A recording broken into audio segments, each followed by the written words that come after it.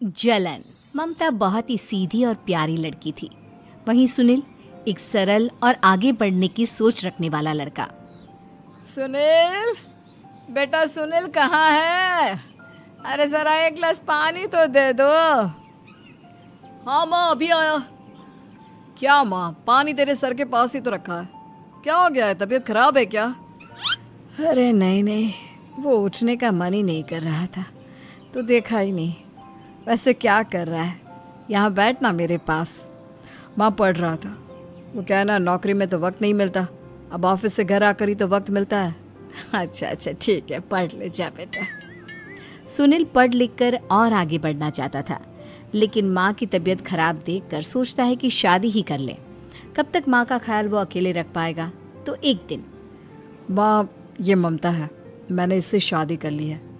तुम्हारी तबीयत भी ठीक नहीं रहती, तो मैंने सोचा शादी कर लेता हूँ। घर संभालने वाली और तुम्हें संभालने वाली कोई आ जाएगी तो अच्छा रहेगा। माँ अचानक से सामने बहू देखकर हैरान रह जाती है। बेटा ये क्या बात होती है? न बैंड, न बाजा, न दहेज, न शगुन, ऐसा कैसे बहू आ गई? माँ तू तो जानती है, मैं नौकरी के साथ पढ़ाई कर रहा हूँ, तो कहाँ से इतना पैसा बचा पाता कि धूमधाम से शादी करता। वैसे भी माँ, लोग तो आकर खाकर निकल जाएंगे, इसलिए बस वैसे ही। माँ जी, मैं आपका ख्याल रखूंगी। वैसे भी ये आगे की पढ़ाई कर रहे हैं, अच्छा कुछ कर गए तो सबके दिन फिर से अच्छे आ जाएंगे। सास को ममता की बात ठीक तो लगती है, लेकिन मन में कहीं ना कहीं लगता है कि कहीं बहू बेटे को लेकर फुर्र ना हो जाए और फिर तो वो रह जाएगी अकेली। बेटा देख, मेरा जो कुछ भी है वो सुनील ही है, और सुनील का भी अब इस दुनिया में मैं ही हूँ और कोई नहीं। क्या सुनील? बिल्कुल माँ, लेकिन आज से ममता भी मेरे जीवन का अहम हिस्सा है, जैसे तू है। सास को बड़ा बुरा लगता है कि उसकी सल्तनत में कोई और हिस्सेदार कैसे हो सकता है।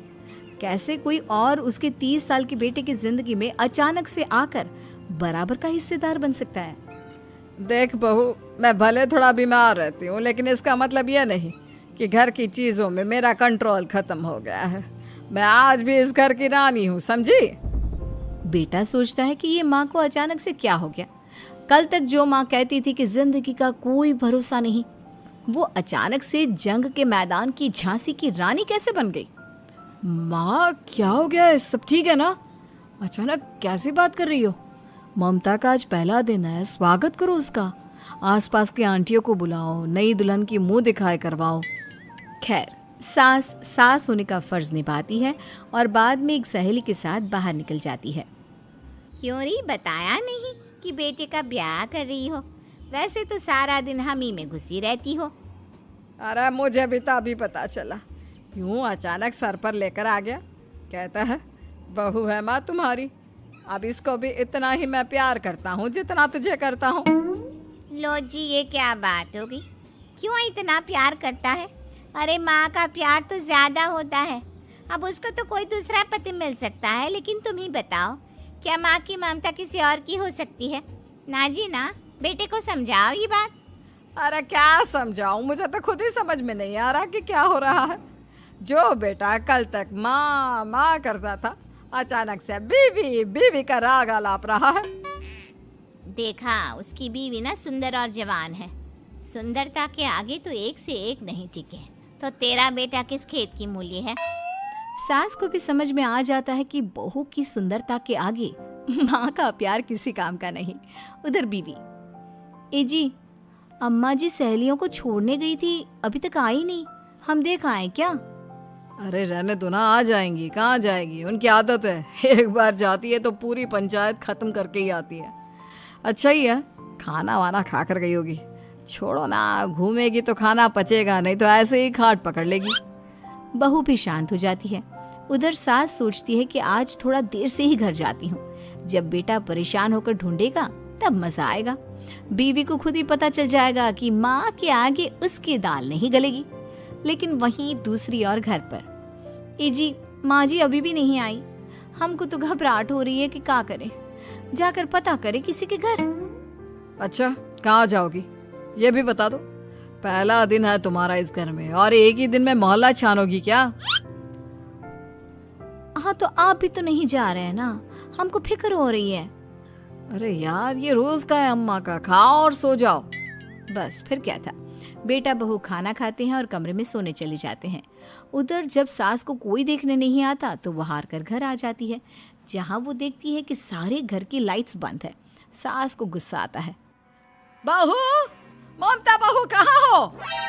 लेकिन सारे दिन की थकी बहू को ऐसी नींद आती है जैसे किसी ने भांग की गोली खिला दी हो। वो तो नहीं उठती। उठकर आ जाता है बेटा। अरे क्या बात है अम्मा, काहे चिल्ला रही हो? अरे सो जाओ ना, सुबह की थकी है बहू, वो सो रही है। जोर से बोलोगी तो नींद खुल जाएगी उसकी। माँ को गुस्सा आ जाता है। फिलहाल तो सो जाती है, लेकिन मन ही मन ढेर सारा जहर बहू के लिए भरा होता है। सुबह बहू चाय बना रही होती है कि सास धीरे से गैस तेज कर देती है, जिससे चाय का बर्तन जल जाता है। और जैसे ही बहू चाय का बर्तन उठाती है, उसका हाथ जल जाता है। मेरा हाथ जल गया। वो जोर जोर से चिल्लाकर इधर उधर भागती है कि सास थोड़ी देर में उसके हाथ में पानी डाल देती है। हाय रे बहू, क्या कर रही हो? पहली बार रसोई छुई हो क्या? सासू माँ गलती से गैस तेज रह गई थी और बर्तन जल गया, जिससे मेरा हाथ जल गया। हाय रे, कितना गंदा दाग। छी छी छी छी, मुझे तो उल्टी आ रही है तेरा गला हुआ मांस देखकर। तू ना मुझे अभी साथ से खाना मत लगाना। बहू भी खुद का हाथ देखती है तो उसे भी रोना आ जाता है। कुछ दिनों के बाद सास की सहेली आती है, बहू चाय बनाकर लाती है। उसके जाने के बाद सहेली कहती है, बहू की सुंदरता ऐसी है कि कोई भी दीवाना हो जाए। वैसे तेरे बेटे का क्या हाल है? अरे वैसा ही है, बहू के पीछे लट्टू। क्या करूं, कुछ समझ में नहीं आ रहा। मैंने तो बहू के चेहरे पर दिवाली के पटाखे की चक्री फेंक दी, उसका पूरा चेहरा जल गया। अब देखो ना रही सुंदरता, और ना ही अब मेरा बेटा उसे पूछता है। अरे अब तो वो उसे छोड़कर दूसरी भी देखने को बोल गया है मुझे। बहू सारी बात सुन रही होती है। आंटी एक बात बताइए, क्या भरोसा है कि दूसरी सही आए और आपके अनुसार रहे? देखिए आंटी, मेरी सासू माँ को गलत बात सिखाने की जरूरत नहीं है। हमारा परिवार साथ में खुशी से रह रहा है। देख बहू, मेरी सहेली की बेइज्जती ना कर, वही अच्छा रहेगा तेरे लिए, समझी? बहू नहीं मानती है। वो बार बार उनकी सहेली को घर से निकल जाने को कहती है। तभी सास की सहेली पास के चूल्हे से लकड़ी लाकर बहू के चेहरे पर लगा देती है। बहू जोर जोर से रोने लगती है। अरे ये क्या कर दिया? मैंने कहा किया, ये तो तूने किया। तू ही नहीं चाहती थी कि बहू बेटे के साथ रहे, भला मैं क्यों करूंगी? मैं तो चली, निपटो अब। बहू रो रही होती है, दर्द से चिल्ला रही होती है, लेकिन सास उसे डॉक्टर के पास नहीं ले जाती। तभी पति आता है। क्या हो गया ममता? ये दाग कैसे लगा?